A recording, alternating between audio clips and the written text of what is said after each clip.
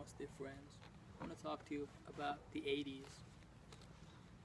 According to me, the 80s, the 1980s, were the best decade of all time. Artistically, there hasn't been any decade that comes even close to the kind of quality of art that the 80s produced.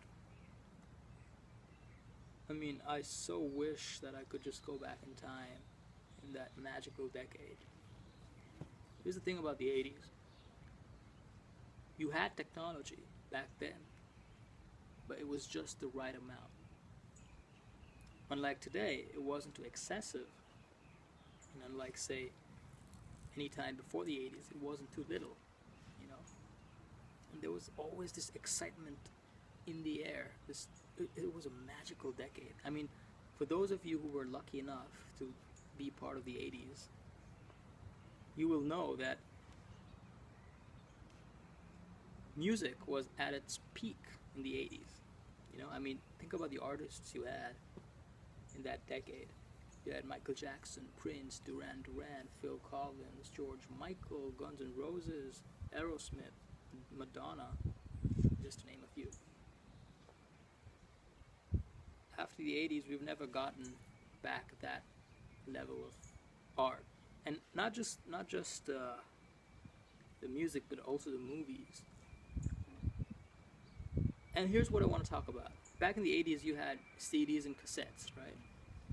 So you truly valued music. First of all, music was high quality, and then because you had it in this physical form, you had to actually buy it. You had to earn it. So you valued it tremendously. There was this excitement while listening to a song. You cherished your cassettes or CDs. You cherished them. You kind of took care of them.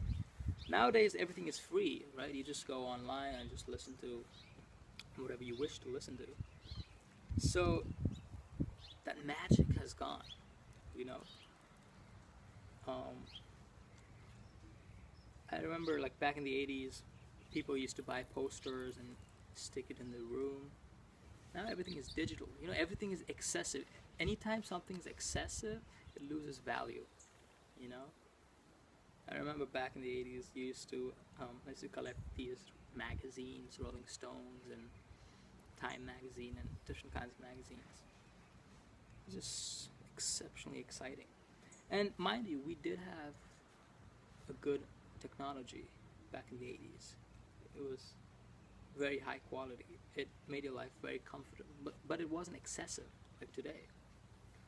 Like back then, you didn't see youngsters just drowning in their iPhones or iPads. People actually used to have a conversation.